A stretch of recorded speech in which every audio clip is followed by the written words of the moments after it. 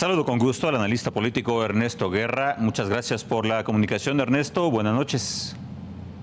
Buenas noches, querido Juan Carlos, a la orden.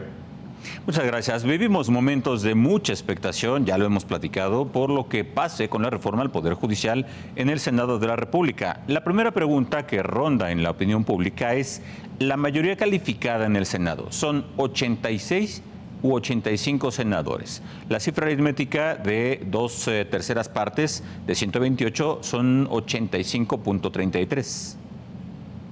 Sí, bueno, mira, es importante decirlo a quien nos hace el honor de ver y escuchar, que hay una práctica legislativa, por un lado, y hay precedentes, por otro lado.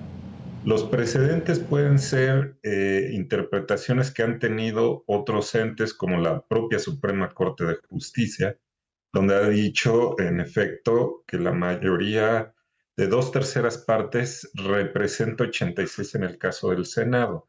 Es decir, no puede haber un redondeo hacia abajo, ¿no? Lo importante es que se entienda que normalmente sube.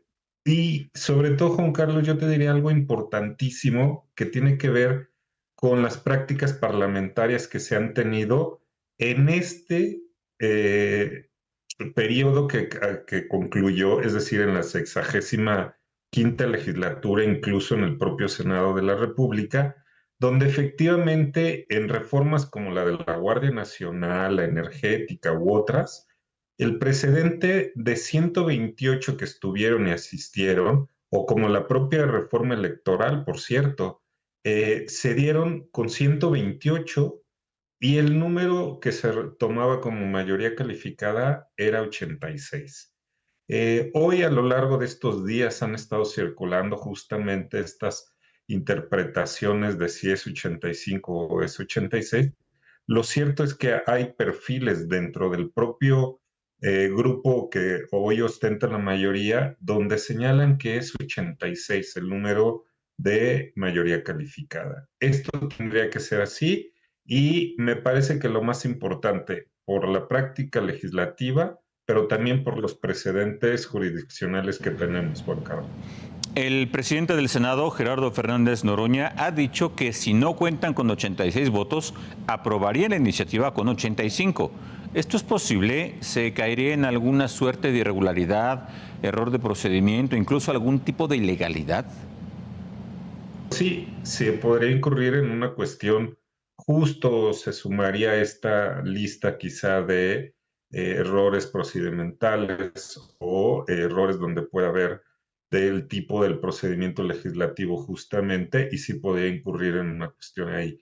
Pero más allá de estas cuestiones, me parece que lo importante será ver el desarrollo de la sesión y cómo se van a ir dando las posturas, Juan Carlos, porque hoy en, de unas horas para acá se ha sentado una fuerte, pues, rumor, nota en el medio donde se señala que quizá ya tienen los 86 votos, pues casi listos para aprobarla el día de mañana y entre el miércoles. Entonces, realmente lo importante sería ver si se cumplen todas estas cuestiones procedimentales del procedimiento legislativo para ver, Juan Carlos, justamente si hay una definición. Me parece que vamos a estar lejos de tener una discusión si son 85, 86, si es que algún miembro ya del bloque de contención que se ha llamado otra vez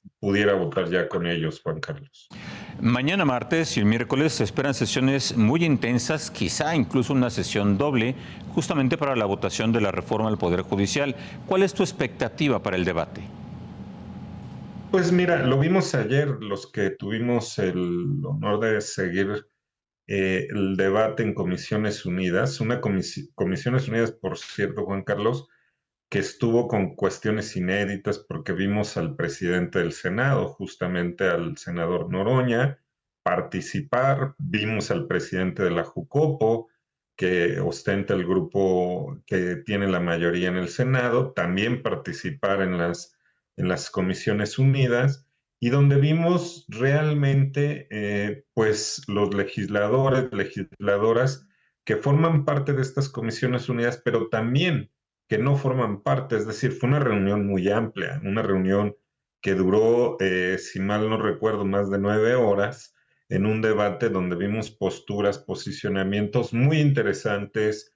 La verdad es que es lleno de información, y lo que vamos a ver seguramente mañana, quizá en una sesión doble, o si es que ya tuviesen el voto justamente que les puede dar la mayoría calificada, pues evidentemente podrían hacer dos sesiones, porque tienen que hacer una declaratoria por primera vez, luego llamar a una segunda reunión y quizá una segunda sesión, y de ahí discutirlo en lo general y hasta que termine, más las reservas, un poco siguiendo la ruta que hicieron Juan Carlos en la Cámara de Diputados. ¿Qué va a pasar ahí?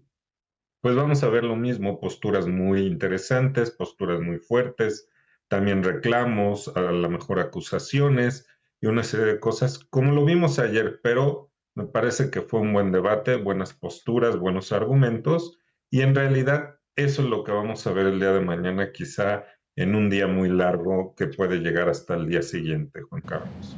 Lo dices bien, un día muy largo, con debates intensos, pero la realidad es que los bloques están muy casados con sus posturas y difícilmente van a cambiar más allá de lo que digan en tribuna. Sí, correcto. Digo, vamos a ver este bloque de contención en una misma postura, es decir, en contra de la reforma del Poder Judicial.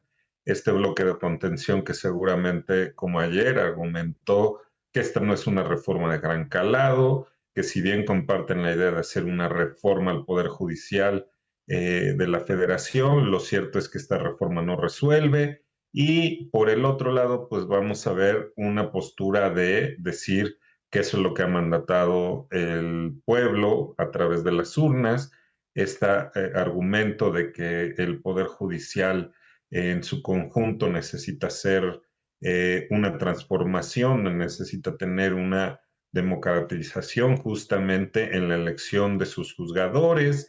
Estos dos polos, estas dos propuestas que desde luego contrastan, chocan entre sí y que desafortunadamente no entraríamos a un debate de alto calado que es el que se estaría necesitando. Y si a eso le sumas, Juan Carlos, que ayer la propia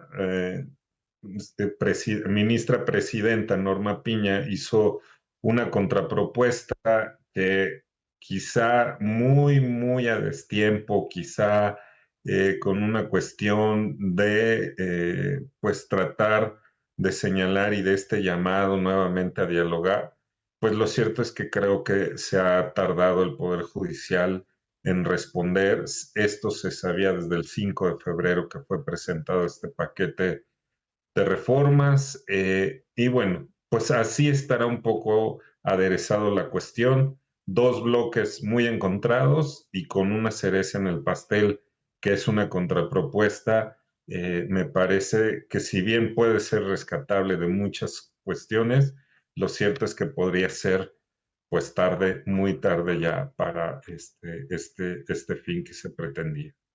Hace un momento hablaba sobre el rigor en el procedimiento legislativo. ¿Hasta este momento estos procedimientos se han cumplido a cabalidad?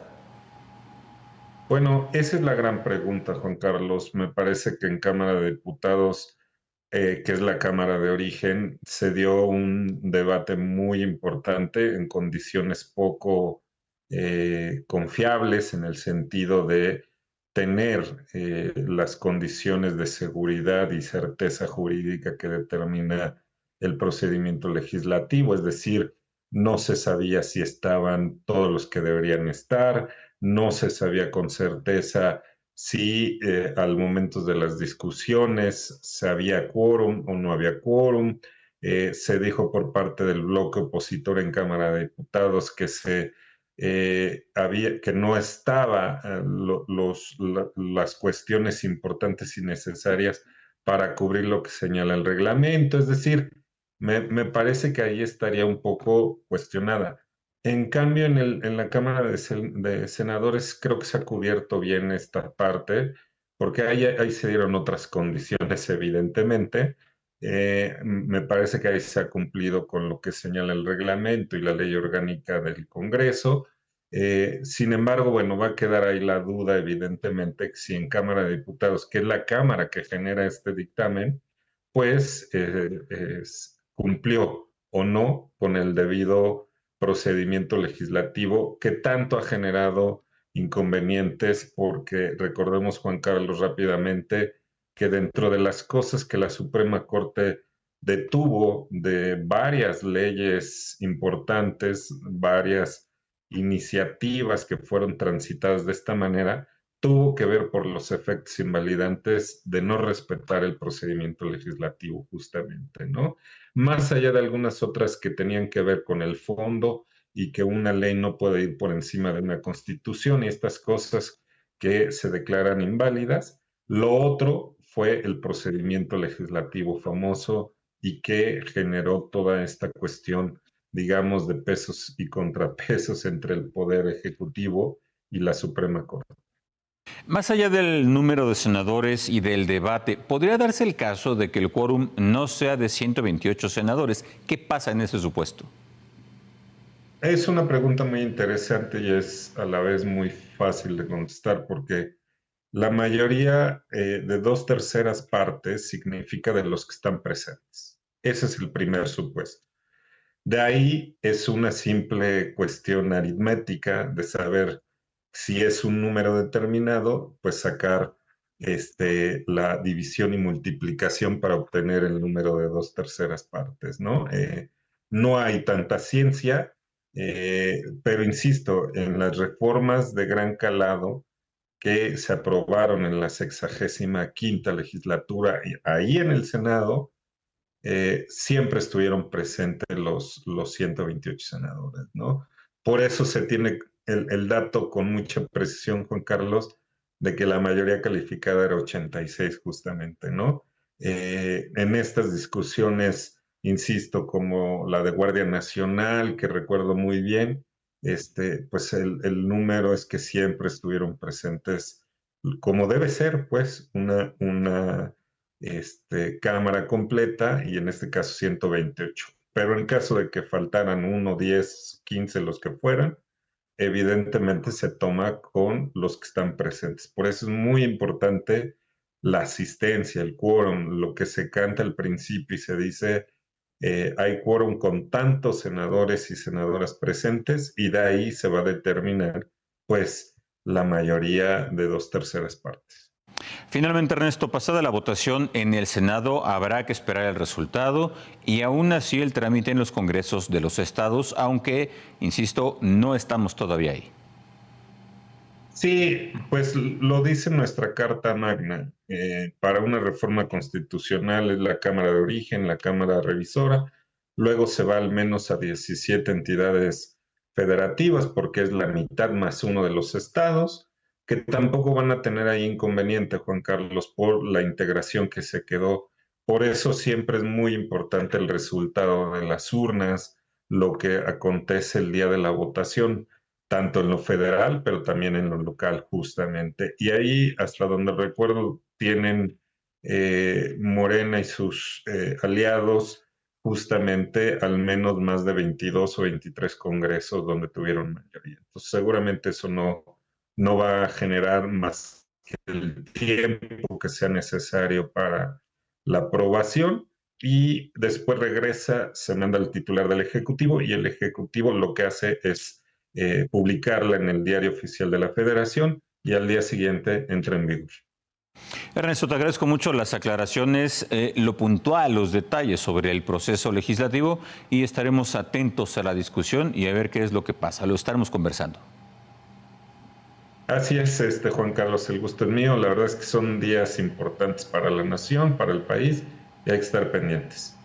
Ahí lo tiene. Muchísimas gracias, Ernesto Guerra, analista político. Hablábamos sobre la reforma, el procedimiento legislativo en lo que hace a la reforma al Poder Judicial.